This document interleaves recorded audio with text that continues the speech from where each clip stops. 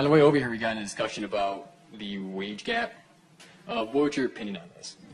I mean, it's not my opinion. It's statistical fact. This is bullshit. Okay, the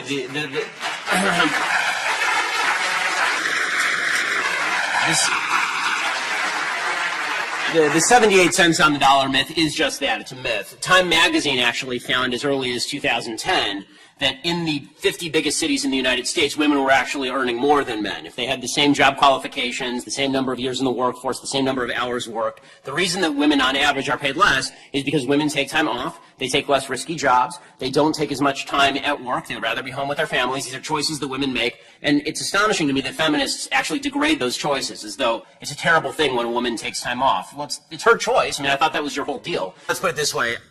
Call me crazy, but I find painting menstrual blood on your face off-putting. It's just not my thing. I mean, I think there's a reason why many of these women will die single and alone.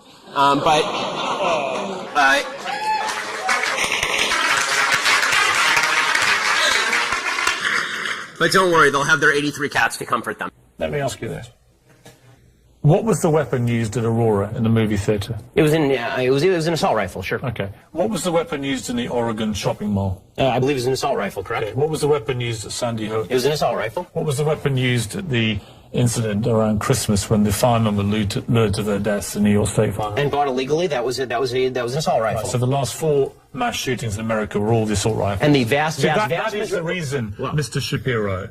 And you can smirk at me, and you can laugh at me. I'm not smirking. And you can accuse me of standing on the graves of dead children. And being a bully, yes. But that is the reason that people like me and Mark Kelly and Gabrielle Giffords want to have assault weapons like that removed from civilian hands. Your passion on the issue doesn't really justify the rationale for why you want to ban assault weapons, but not handguns. You understand why we want to remove the preferred weapon of choice, these killing machines, well, I would like from the hands of deranged young men? All I'm asking is for you to be philosophically consistent. If what you're worried about is the removal of killing machines from the hands of deranged young people, then maybe we should talk about a blanket gun ban. And let's get to what the left really wants here. And you say that you're for the Second Amendment. Why is it about left or right? Because in Britain this never is about left or right, this issue. Why is it here? Well, we can talk about Britain in a second. I think the reason that it's about left and right here is because fundamentally the right believes that the basis for the Second Amendment, and they believe in the Second Amendment, the basis for the Second Amendment is not really about self-defense and it's not about hunting. It is about resistance to government tyranny. That's what the founders said, and that's what the right believes in this country. Which tyranny are you fearing yourself? I fear the possibility of a tyranny rising in this country in the next 50 to 100 years. Let me tell you something, Piers. The fact that my grandparents and great-grandparents in Europe didn't fear that is why they are now ashes in Europe. How can you argue that racism is not a driving factor in income inequality? Because it has nothing to do with race and everything to do with culture. And when you have a culture that doesn't... You know what? Explain to me. You explain to me why black kids aren't graduating high school. Explain that one to me. Explain to me why black kids are shooting each other in rates significantly higher than whites are shooting each other. Explain to me why 13% of the population is responsible for 50% of the murder. Explain to me why the number of black kids in prison, not for innocent reasons, not for walking down the street and getting pulled into a prison, is so high. Explain, if it has nothing to do with culture, explain to me why the single motherhood rate in the black community jumped from 20% to 70% in the same course of time that the civil rights movement has made such tremendous strides. Is America more racist now than it was in 1960? And if it is, please explain to me how that happened.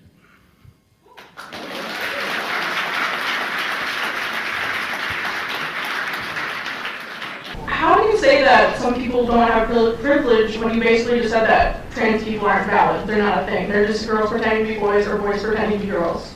Okay. Okay. Someone's excited. Okay. Biological, but gender is a completely different thing. No, gender is not disconnected from sex. So. It's not completely disconnected, but it's still a cultural thing. It's still from society. Okay. No, it is not in the mind. Okay. You're not a man if you think you're a man. And I didn't say pretending, or if I did, I shouldn't have said pretending. Let me amend. You said playing. Okay, I said a boy who thinks he's a girl. That's the usual phraseology I use. Not playing. I usually say a boy who thinks he's a girl or a girl who thinks he's a boy, which is technically what we're talking about here. As far as the actual psychological issues at play, it used to be called gender dysphoria or gender identity disorder. Now they call it gender dysphoria. The idea that sex or gender are malleable is not true. Okay, and I'm not denying your humanity if you are a transgender person. I am saying that you are not the sex to which you claim to be.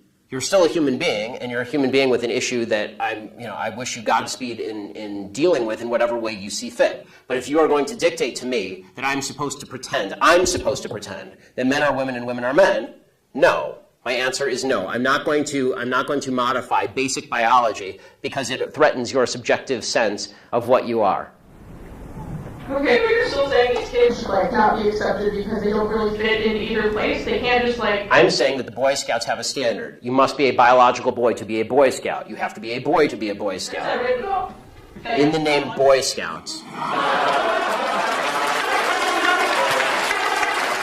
All the most unfunny people from Comedy Central. You got Stephen Colbert, who used to be on Comedy Central and is no longer funny. Samantha Bee, who's never very funny, and Trevor Noah, who in the womb must have been just smacked with the unfunny jar. Like God took down the various jars to make a human being, and he took the humorlessness jar and he poured it all over Trevor Noah as prenatally. People being able to accumulate wealth and the benefits throughout time, how can you say that hasn't put black people today at a disadvantage because of that? It has put black people today at an initial disadvantage, but that does not mean that the rules by which they play are different than white people now.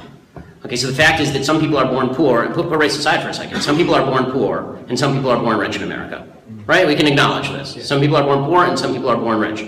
That does not mean that, number one, the poor people have a right to go to the rich people and take away their money because that's called theft. And second of all, it also does not mean that making individual good decisions does not allow the poor person to become rich. There's tremendous income mobility in the country even still. And so the idea is, if the idea is that your grandfather, your great-grandfather couldn't go to college because of the racism in the GI Bill after World War II, and that's why you flunked out of high school, I don't buy it. I don't buy it. Make good decisions, you will get a better result. It doesn't mean we all start in the same place. We don't. None of us start in the same place. Some of us are smarter, some of us are dumber, some of us are taller, and some of us are shorter. That's the reality of life. That's just how the universe is. The question is what we do to better ourselves. And if the idea is that you get to take money from people who were not involved in your oppression in the first place in order to rectify something that happened to great-granddad, then we can play this game of historic grievance all the way down the line. She only wanted one BlackBerry. You remember that? Not true, right? She had multiple devices on which she was viewing things. And by the way, she had more than one server. It wasn't just one in her bathroom. She had one in many bathrooms. Basically, any place that Bill had sex in the house with someone not her, she had a server. You must speak the language of morality. The left wins because nobody on the left knows anything about politics. They know you're evil. That's it. They know you're a racist, sexist, bigot, homophobe who hates the poor. Right? That's what they know about you. And it's not they think that about you. They know that about you. Deep down, they know all these evil things about you, which is why Thanksgiving dinners are always so awkward if you're unfortunate to have Jewish relatives or you have friends on the left, which are the exact same focus group. The answer to all of this is to speak in the language of morality. This is why I never say the government compels people to do stuff. The government does not compel people to do stuff. The government compels people to do stuff at point of gun. Why do I say that? Because leftists are scared of guns. Right? When we say the government compels things, people say, oh, well, compulsion. Well, that's just like taxes, right? No. That's somebody coming to your house in the middle of the night with a SWAT team, with a gun, pointing it at you and dragging you off to prison for not doing what they want. The reality is that abortion is not a complex issue. It's a very simple issue. That's either a life or it isn't. It's that simple. If it's a life, you can't kill it. If it's not a life, you can do whatever you want. It's a kidney, right? So, and then it becomes, okay, so how do we define life? And the answer to me is you define life by the same way that you would define life if you found it on Mars, right? If you found a single-celled organism on Mars, it's a life, right? I know, as somebody who has one baby and another on the way, that what's in there is not a random piece of tissue. At the very least, even if you don't believe it's a life yet, it's certainly a potential human life. And that seems to be more valuable than your convenience. And there's something nasty and cruel and degrading about the idea that you get to decide whether something is a life or not based on whether it's convenient to you or because it's in your body. By the way, this is exactly, it truly is amazing, actually, how history repeats itself. The argument in favor of abortion is exactly the same as the argument in favor of slavery. Exactly the same, right? You're on my land. I get to decide. It's up to me to decide whether you're a person or property. It's up to me, right? What are you going to say? It's on my land. What are you going to do about it? The basic premise of socialism is, I'm here, I'm breathing, give me crap. Right? You have an obligation to care for me. I have a right to health care. I can force that doctor to go to medical school, expend $200,000, spend her entire life learning medicine, and then I can walk into her house and force her to provide me medicine. Right? Capitalism, by nature, is the opposite. Capitalism is the idea that I will starve unless I give you a good or a service that you want. Right? If I don't give you something that you want, I'm not going to eat tonight. It's forced altruism, effectively. Right? We have to have a trade. We have to come to some sort of consensus. I have to give you something cool, and you have to give me something cool. Right? It's great. Socialism is rape, and capitalism is consensual sex. There's a video that's going around the internet getting all sorts of play about income inequality. Income inequality is the stupidest issue. Income inequality means nothing. Right? I mean, I have a lot of income inequality with Bill Gates, but I'm doing pretty well, and I don't care that Bill Gates is doing really well. The only thing we should all care about is that there are poor people. We should figure out how poor people can do better, not how to make Bill Gates less rich. But this video is going around and saying, here's a poll of what Americans think the wealth distribution should look like, and here's what the wealth distribution actually looks like. And I watched this video in bewilderment, and young people love it. And I watched this video in bewilderment saying, who told you that you get to tell the universe how wealth is distributed? Right? Who told you that you have a moral say as to how wealth is distributed? It's immoral, it's evil, it's wrong. You're going to have to steal people's labor from them. But people are not told this, and so they think that their own subjective vision of what reality should look like should govern what reality actually looks like, and it's only later, after 80 years of communist failure, that they realize, oh, that, and hundreds of millions of people dead, that they realize, oh, that was a bad idea. My wife. So I was at UCLA in political science and then Harvard Law School. Okay. So you don't have, you wouldn't consider yourself an expert in sociology? I mean, I don't consider sociology a particularly expert field, but go ahead. I think I'm able to read a sociological study. Which is somebody has a PhD by their name, they know what they're talking about. That's a dumb argument. Okay, but you're still saying these kids should like not be accepted because they don't really fit into either place. They can't just like. I'm saying that the Boy Scouts have a standard. You must be a biological boy to be a Boy Scout. You have to be a boy to be a Boy Scout. In the name Boy Scouts. Because this is a very because for all of human history, boy meant boy and girl meant girl. Boy did not mean girl. And if I call you a moose, are you suddenly a moose? Okay, if I redefine our terms. No, yes, that's right. Men and women are a completely different thing. This is true. Have you ever met a man or a woman? Let me ask you this. Okay, I won't ask you how old. I will ask you how old you are, okay? Because you're young enough that it's probably not insulting to ask you. So. I'm 22, so I'm probably only naive, right? No. Why aren't you 60? Why aren't you 60?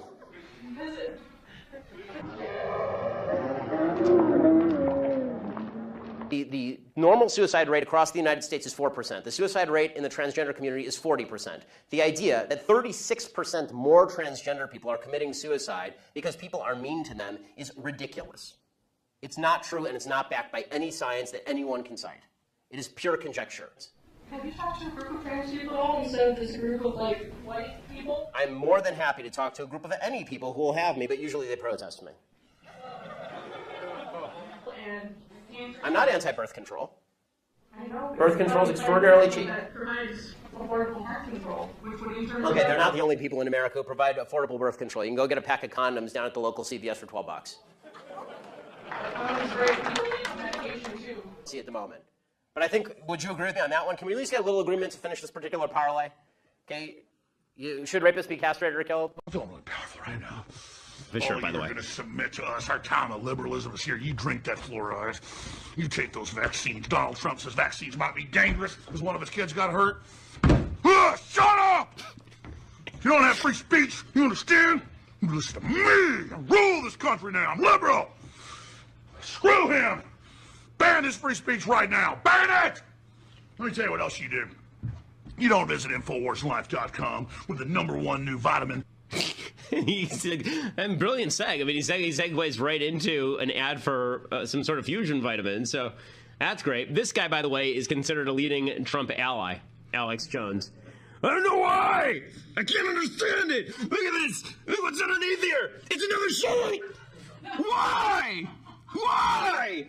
Well, because I don't want to go to the cleaners that often, that's why. Come on. Okay, so it's just, I think it says something about our country when that guy is a leading is a leading advocate for one of the president. No, I mean, it isn't. This is actually how a lot of millennials think, and this is how the Occupy Wall Street movement thinks. This is a group of people who graduated with degrees in lesbian dance theory and then were surprised when they didn't get a six-figure paycheck out of college. I mean, this is, unfortunately, they were getting a paycheck consummate with their education level. The problem is that if you have to be productive in a capitalist society in order to earn anything. And this is, unfortunately, a lazy generation, a generation that expects things. And ignorant and communist is no way to go through life. Most dealers are good. Gun dealers are good. Let me finish. But the NRA has all but neutered the ATF. All but neutered. And there are, well, we haven't had an ATF director for the last 10 years. We haven't had an ATF director for the last 10 years because the NRA won't even allow us to have a Surgeon General because the guy wanted common sense gun control. Well, the ATF is a little bit busy smuggling guns south of the border to the drug cartels. And say whether or not he should be considered someone who is a hero and inspirational to other young men out there. Well, here's actually the problem that I have. I think that you can accept and tolerate people's behavior, and that, demonstrates non-homophobia. I think that it is ridiculous to suggest that just because you're not celebrating,